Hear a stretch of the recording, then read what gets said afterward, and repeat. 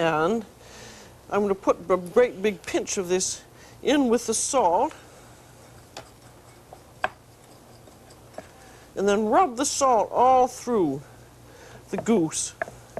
This is just the first step in the process. There are four steps to preserve goose altogether. There is the salting, and then you have rendering and cooking and putting down. So get that all rubbed into every piece of goose. And then you want to weight it down. And I have some that's already done here. This has been weighted down for about a day, and as you can see, there's some, it exudes some liquid. It produces its own brine. I don't know as you can see that it does make a little bit of difference after it is sat in its salt, but this is just a short marinade. And the reason, no, I'll get to the reason after I get that weighted down, and there, put some plastic on it, and then a board, and then some kind of a weight. I shall use some Italian tomatoes. And then you let it sit like that for 24 hours. And the reason that you do the salting of it is very much like doing corned beef, because then, just before you cook it, you wipe off each piece off with paper towels to get all the salt off. And if you want to leave the goose salted for longer, say you were doing some corned beef, you could use the regular salt cure for it, but then in that case you'd have to soak the goose in water to get the excess salt out. But in this case, it's just a short marinade, and wiping off is enough.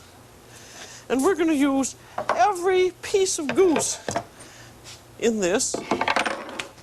And I have here, now here we have that's the carcass after you've cut all the meat off.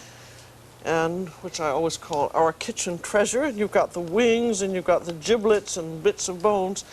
And you whack this all up and just turn it into a goose stock. That means just simmer it with onions and carrots, and then it can turn into your consommé if you clarify it. And then we have the fat and the fatty skin pieces. And this is going to be used for step number 2, which is rendering. Because in step number 3, the goose is going to cook in its own fat. And you have to render the fat out of these pieces. And how you do that is that you put them with about a cup of water into a nice heavy pot. And you cook them until all the fat is rendered out. So there's a piece of skin, and you've cut it up, and it's cooked. And very slowly, and all of the fat is rendered out, but you want to be very careful that the fat never turns more than just a very pale yellow.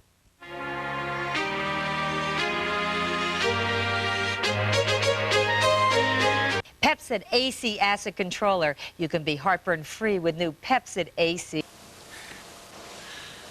Hey, you okay?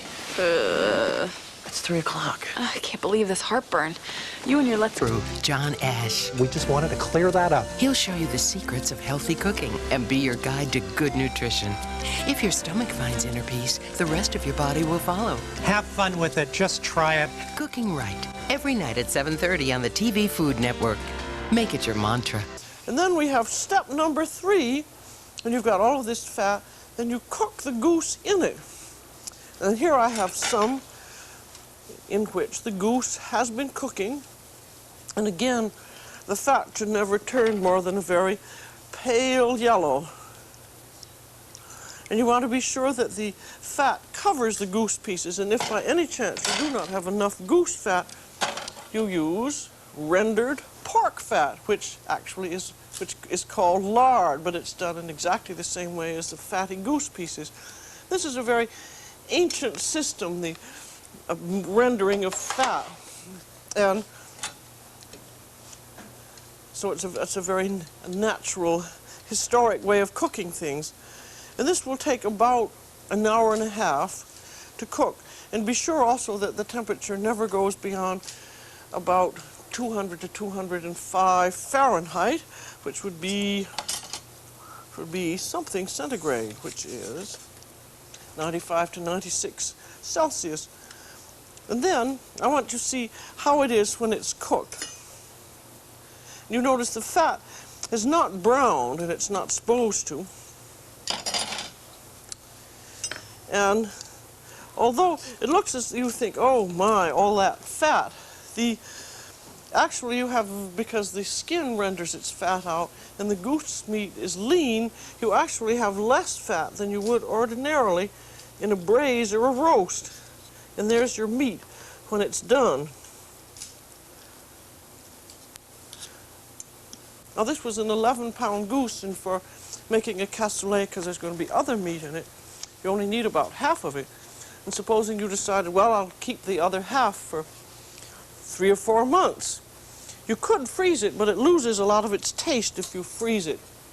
It's much better to put it down, which means you can preserve it in its own fat. And to do that, you simply put all the goose pieces in a big jar or a crock, and then you cover it with melted fat completely, and it's hermetically sealed. And this is a very ancient way of preserving before supermarkets and freezers and even before the can. Cassoulet, as you remember, is a bean dish. And I have here 2 pounds of ordinary white beans. And these are Great Northerns. It's a medium white bean. And you just cook them as the package directions. I'm just going to give you the highlight of the cassoulet, because I thought the most interesting and unusual part was the confit of the preserving. And these have been soaked as usual and then simmered for an hour and a half with a bay leaf and some salt pork and nicely flavored up, and they're ready to go now into the cassoulet. So I have the rest of the ingredients. We have some sausages. You can make your own sausages. This is a big store-bought kielbasi. And I have some braised lamb. I have about 1.5 pounds of sausage there. And I have 3 pounds of lamb shoulder that was braised. That means it was just browned and then simmered in wine and tomatoes and aromatic vegetables. And then I boned it so that I have boneless lamb stew meat there. And then I have my goose. And what I've done with the goose, I've taken it, cut it into serving pieces, and then take the skin off. And then turn the skin into cracklings. In other words, what I'm doing is a much less fatty cassoulet than usual, and I'm giving you proportions in units of 10 to 12, and you can just multiply them depending on how many people you have. So I have 2 pounds of beans and as much goose as I'm going to use. It's about half of a goose, and about 3 pounds of lamb and about 1.5 pounds of sausages. And I have my little cracklings. And then all it is from now on is a matter of assembly. And I have here a 5 to 6 quart casserole. And you want to put a layer of beans in the bottom. I'm tilting it up a little bit so you can see how it is.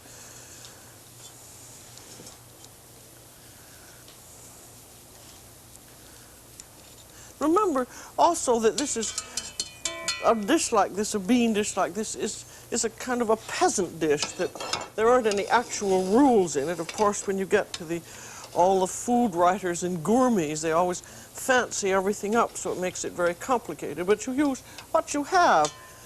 And you can say with your lamb stew, you can have a lamb stew that you've had several days before, so that you don't have to make everything at once. There's some lamb going in. And now here's some pieces of goose. There's a piece of skin, which I'm not going to use. And the proportions don't make a great deal of difference. That's one of the nice things about some of these dishes. And now here's sausage that goes in. If you could have homemade or store-bought sausage cakes, which would be nice. And one thing that you can judge, if you're going to have, say, 10 people, you should have 1 or 2 pieces of everything in. And now, I have, and my goose cracklings are going on top of there. You don't have to use goose cracklings if you don't want, and you can use roast pork instead of lamb, or you could use turkey. You could use almost anything because that's what people did down on the farm. And be sure that your beans are very nicely flavored. There's more goose going in. There's more lamb going in. Now here's some more sausage.